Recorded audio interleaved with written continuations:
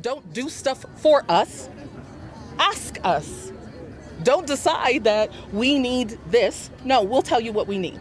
Because we have not been able to use our full voices and live at our full capacity and look at all the amazing things that we've done. I'm here to stand in solidarity with the people of Innisfail to bring our voices, to add our voices to the millions of others around the world who are calling for justice and who are calling for change in systemic racism.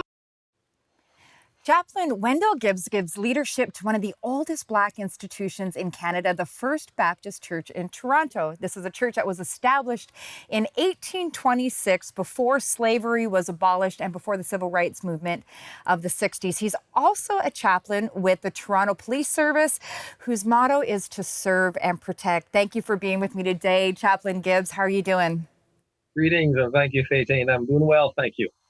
So obviously this is a very hot topic right now and a very difficult topic. Let's talk about your community right there at First Baptist Church. Black Canadians, how have your people been responding to what's been happening on the race issue over the last weeks and months? Well, a lot of anger based on what's observed and what's been happening recently. Not just in Canada, but obviously down south is where all the heightened profile came with the murder of George Floyd. So, it's kind of been quiet the last number of years, especially in the 60s when there was some liberation with Martin Luther King Jr., but everything has resurfaced again. My personal life, I have never been more Black than I am now, 18, in recognizing the injustice that was placed, and now all the videos that are coming to light of the different law enforcement challenges and the systemic challenges that we've had to face. We start off at the block here as a Black community with that anger because we start from a very unprivileged time in our lives, and we are born unprivileged compared to our white counterparts, and our Indigenous and our brown as well. We are recognizing minorities are always starting off from a lesser privileged opportunity. So anger because we want our voice to be heard, as you've seen time and time again with the protest. And what Kimberly Jones said on video, if you heard the video, what she said, which is beautiful, and I think it's a wonderful way to express this. We're not looking for revenge, we're looking for equality.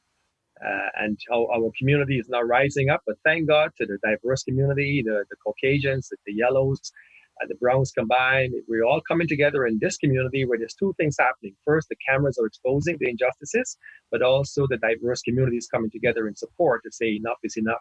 There's got to be some kind of, not so much equality. I think equality is when we kind of already have a judgment of our mind. Somebody is better than the other when we say equality.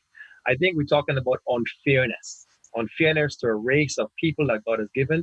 God made one race, the human race. Man divided that race into racism. And I always tell people as a minister, if you take the G in God and put it before race, you get grace. And we're offering to all of humanity that grace that comes to us in the community. Wow, so profound, so insightful.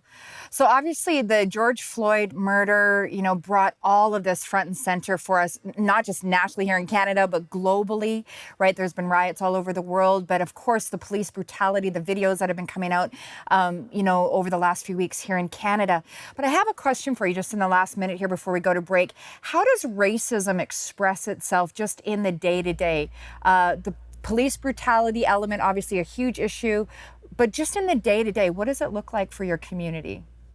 Well, one of the things I've written about recently, and especially to my church community, is no one can walk in a Black man's shoes. So if you're non-Black, you have to kind of have some kind of a perspective as to why we are angry and why we're feeling the way we are. So my premise is this: you can't walk in my shoes, Faitine, but you can walk beside me in your shoes. And by walking beside me in your shoes, then you get to encourage, you get to support, you get to defend when others are attacking or giving me a displaced position compared to yourself. So I told my executive director for a Baptist fellowship just a couple of weeks ago, we don't want sympathy anymore. Sympathy simply means I'm sorry and you move on. We want empathy. Empathy means that you walk alongside and share the burden with us, because wherever I go, I am judged based on the outside of my skin. I'm based on my color wherever I go. I walk into a Walmart, I walk into a bay, I walk into a movie theater, I own a public arena, or I get pulled over by a police officer, and immediately I go for employment, and I got to check off that what is my ethnicity. So all of these factors leaves me always judged based on the outside. So all we're asking for is to walk alongside these shoes that I am wearing so you can share some of these burdens. And thankfully, many are recognizing now how we can walk alongside and share that burden. Well, that's powerful, beautifully put. Thank you so much. We honor your voice at the table here right now to help give us understanding. In a moment, we're going to be back with Chaplain Gibbs to continue this conversation about how racism is impacting the police force as well.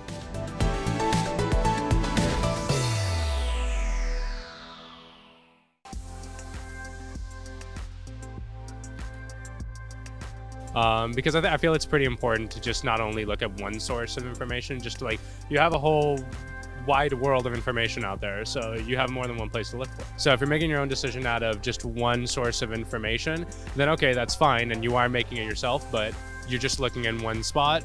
So it's always good to just have the whole story before judging and saying you already have the whole story in your head. Welcome back. I've got Chaplain Gibbs with me. He is a pastor of one of the longest standing Black institutions in Canada, First Baptist Church in Toronto.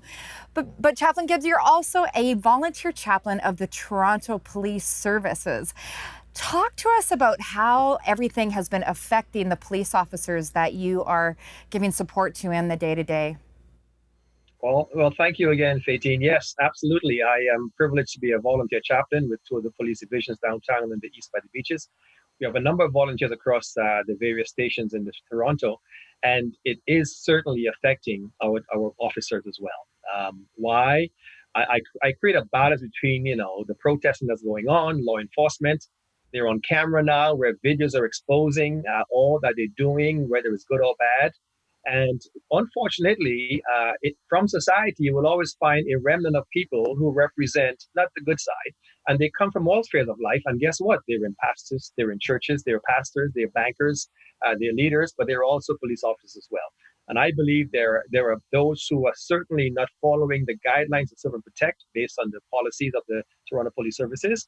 And they are giving a perception wrongfully against all the officers who do have good intentions.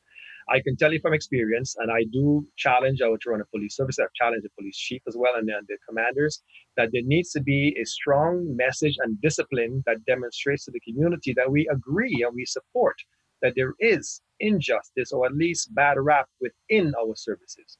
Don't deny that, but also do the positive side. But the majority that I work with and I've encountered are good officers with good intentions, young men and women from all different parts of life. Within the Toronto Police Services themselves, think of the ones who are also Black and brown and the minorities. They are facing this both on the inside and the outside. So the tension is real. And as a chaplain, I'm doing my best to encourage on one hand, as you saw my reports and my communications, and I'm also giving my congregation and those who I'm encountering a perspective of balance between what you judge from what the media is saying and balance to whom you know and what is really happening in the front line. Now, let's talk about the mental health issue. A lot of the situations that have been coming into the light are scenarios where the police or the RCMP are doing what are called wellness checks, where they're coming in, they're encountering civilians, and these situations have just gone horribly wrong. Are you and are the police officers that you're in contact with actually in favor of perhaps shifting some of the funding to create jurisdictions that would focus exclusively on these wellness check calls, just to take that off of the police and off of the RCMP? I think it is very sensible. I think the community at large is just bombarding our news with defunding is a misguided normal. You have to, first of all, investigate the facts, check the budgets, because if you want cameras in every officer, you can't just defund. But I think you can shift some of that. I just wrote a piece this week called Don't Defund, Defend. As humans altogether, we want the best for everyone. I think diverting the funds so that officers can either be trained or have other means necessary to address those mental issues and those calls definitely plays a significant role, because these young officers having to face domestic violence or going to homes as young 20-year-olds or 30-year-olds don't have the expertise or the know-how to handle these situations. And by the way, let me say as well, I will also challenge the Toronto Police Services. Since when is it necessary to shoot to kill? You said in this unique position where you are a Black Canadian, but you also are an ally to the Toronto Police Services. What would be your encouragement to Canadians across the board on this whole issue of eradicating racism in Canada? Well, I don't think it's ever going to go away looking at our history of 400 years, and it's not just us, it's minority in particular, I think the first place we all have to come to grips with is this. Non-Blacks need to at least acknowledge and accept that there has been a displacement and a comparison of judgment against a particular group of people. Once we get to that understanding together, we're not asking, as Kimberly said, we're not asking for revenge. We're asking for this unfair treatment to become fair to everybody else. And I think the first conversation is every top leader, every executive, every politician in all the boardrooms at least need to recognize and at least agree with us that we have been mistreated, lynched, taken for granted, under the table, starting off at a displaced position. Once we agree with that, then we can move on together to see how we can work together in harmony. Powerful. Well, thank you so much, Chaplain Gibbs, for your insightful comments today. You're so welcome, and thank you for the opportunity again. All the best to you.